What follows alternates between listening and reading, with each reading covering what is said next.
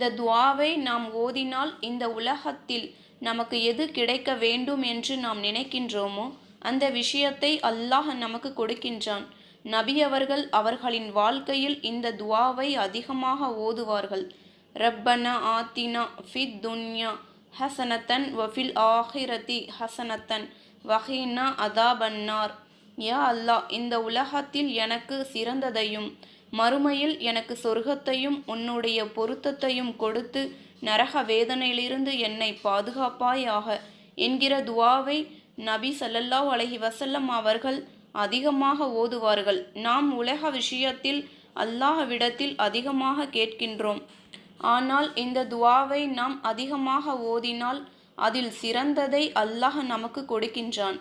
நபியை போன்று நாமும் இந்த துஆவை அதிகமாக ஓதி நமக்கு சிறந்ததை அல்லாஹ் நமக்கு கொடுப்பானாக.